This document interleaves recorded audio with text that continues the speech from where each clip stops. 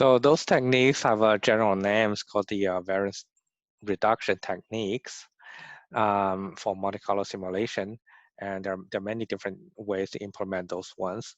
Then the objective, obviously, is to reduce variance such that your estimated value can converge to the true value much faster, okay?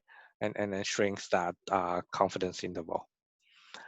The first one we're going to talk about is called antithetic variable. So essentially, for this is that your antithetic variable, this random shock is really not just one random shock, it's a pair of two random shocks. So every time you draw a positive shock, you will also draw a negative shock.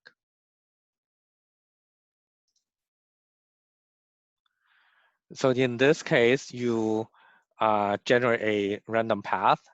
You calculate the discounted payoff along that path. Let's call it F1.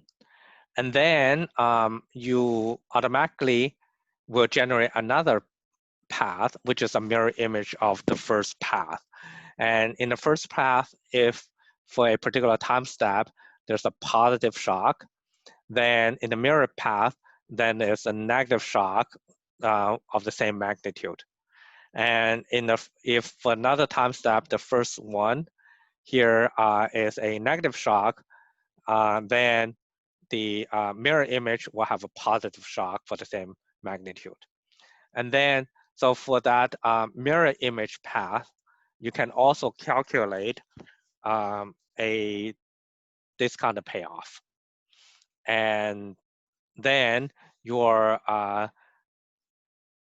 average discounted payoff of those pair of paths will be this number here. So you add them together and divide it by 2.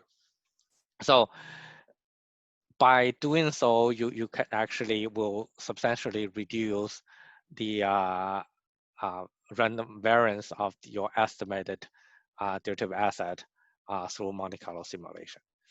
So really, this is just basically, every random path you generate, you make sure there's a mirror path that you also generate as well. The second technique is called moment matching. Okay.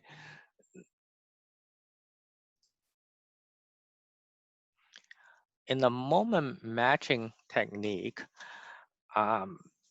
you try to make sure the distribution generated from the random samples match the intended distribution of the population. So because you generate them randomly and you get a random sample, just due to the particular sample itself, the way you draw that, you not necessarily match the distribution very well. And you can, if you force the sample to have that particular distribution, you can actually improve your estimate.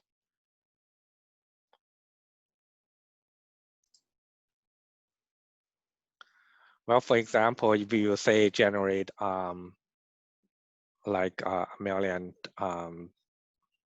random points out of a standard normal distribution, just by design, well, just not by design, just by drawing that, you will have some sample mean and sample standard deviation, and the sample mean is not 0, and sample standard deviation is not 1. But you try to generate a standard normal distribution, and which by definition mean must be 0 and standard deviation must be 1. So what you do is for each number, you then, after you have generated, in this case you have generated 1 million, then for each of those 1 million number, you have that number will minus the average of the 1 million, and would divide it by the standard deviation of that 1 million random variables that you draw. So by doing so, your revised number will then, by definition, will have a standard normal distribution.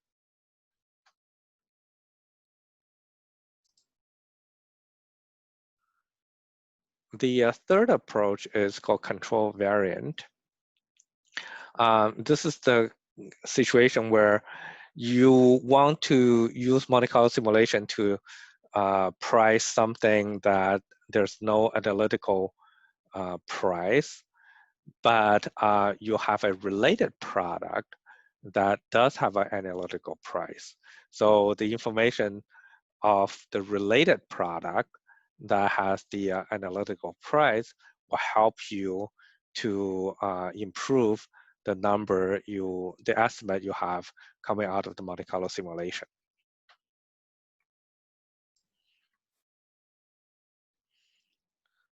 So you look at the condition here. So FA is really the value you try to, the better value is FA here. Now, your product A, you don't have an analytical solution. So you go through a Monte Carlo simulation to get that. So you have, from the Monte Carlo simulation, you have FA star, okay?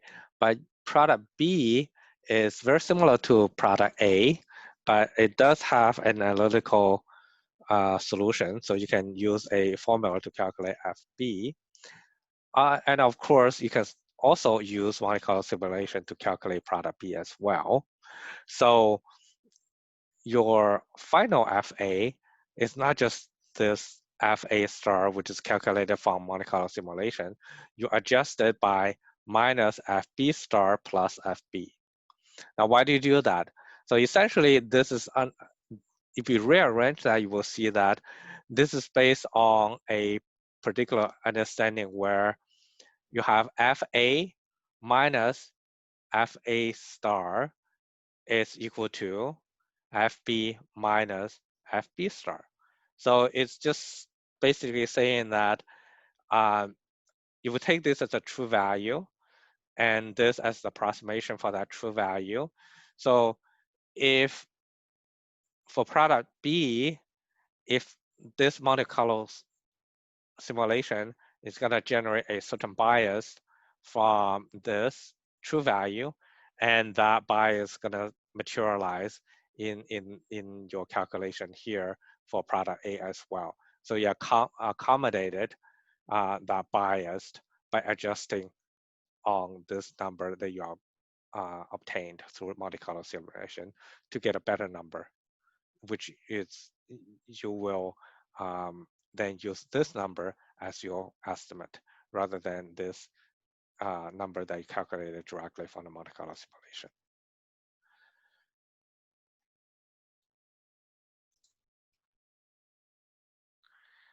The other technique is called importance sampling.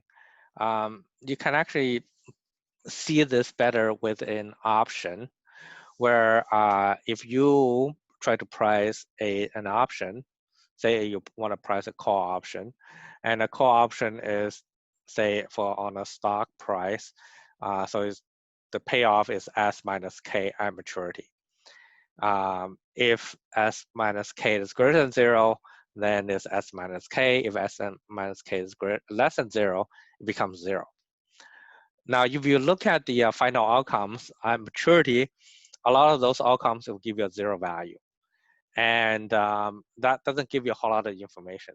So if you have a lot of those samples that give you 0 value, it actually reduces the efficiency of your Monte Carlo simulation. So you will want to move your distribution in such a way that the non-zero values will get more weight than the 0 value. So you want to change your probability distribution. But obviously, the number you get out of that is not the actual value because you've changed the distribution. So you have to change the distribution. So once you have calculated back, you have to change your, you have to adjust that value so that you to accommodate to compensate for the change of distribution that you have implemented in the actual simulation of the random path.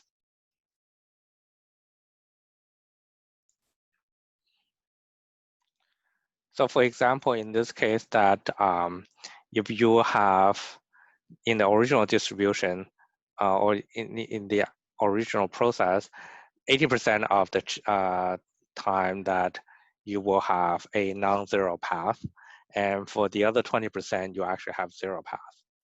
So in this case, you can improve that by changing the simulation in such a way that you will have, say, for example, 90% of the time that you will have non-zero path, and only 10% of the time you will have zero path. You have zero payoff. And assuming that you have done that uniformly for the non-zero part, basically the expansion of the measure is attributed uniformly to each of the points there.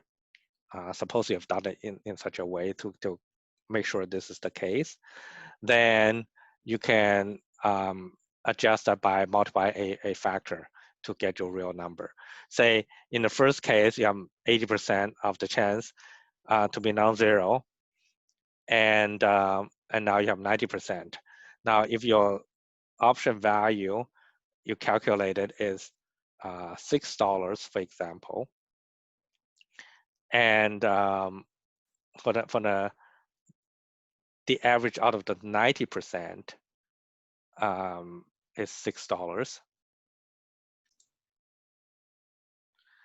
Then with the 10%, you have your estimated value for the option is $5.4, right? Now, however, because you know the actual probability of getting a non-zero value is, meaning like getting a positive zero payoff is actually only 80% rather than 90%. The actual price of the option is actually $4.8 rather than $5.4.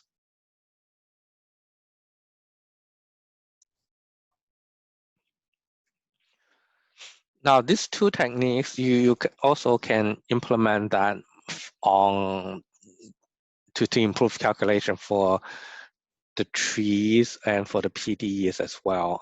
They're not just specific for Monte Carlo simulation. You can apply exactly the same thing here. So if you were to have a two simulated product, one can be calculated based on an analytical solution, and the other one you have to do go through a tree, you can apply this. So this will be the price of product A, price through a tree. This will be the price of product B, price through a tree.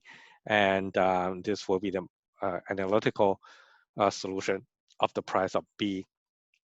And then the adjusted price of product A you can still utilize this. Okay, so same thing for PDE, numerical PDE. So you can apply this and as well. And for tree, you can obviously change your tree in such a way that more to reduce the tree branches that goes to the zero payoffs and increase the branches that you go to the non-zero payoffs.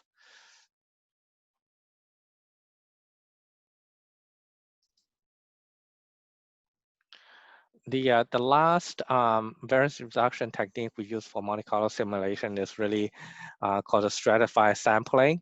So you want to make sure that you have n representative points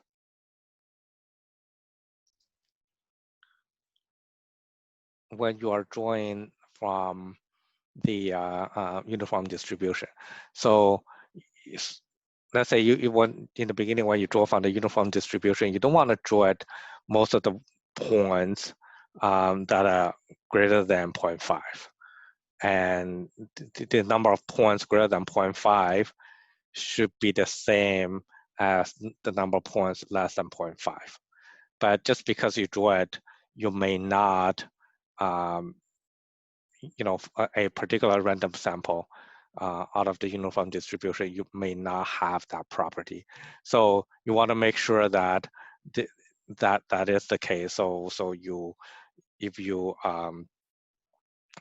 having random samples, you want to draw in such a way that to ensure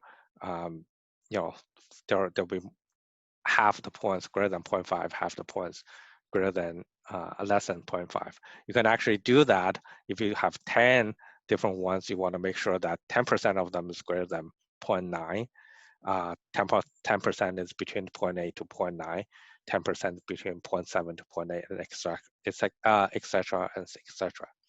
So that will ensure the distribution you have will really be whatever you later on convert it to will be closer to the actual distribution you should have. Now this one here, random quasi-random sequence, is really not a Monte Carlo simulation because you're not drawing it through a random distribution. You're actually drawing it here. It's really just a totally deterministic sample points that saturates a particular space in a way that is very nice and has very nice properties. And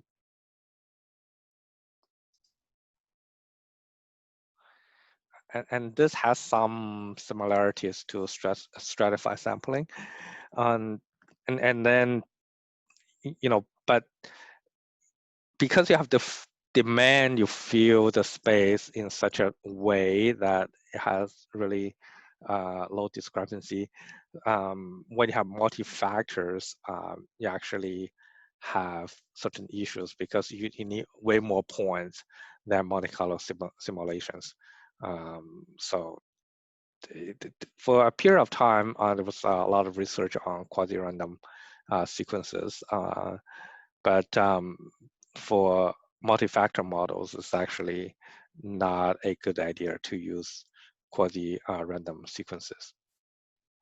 Now let's move on to the last topic of numerical procedures, which is the numerical solution to partial differential equation.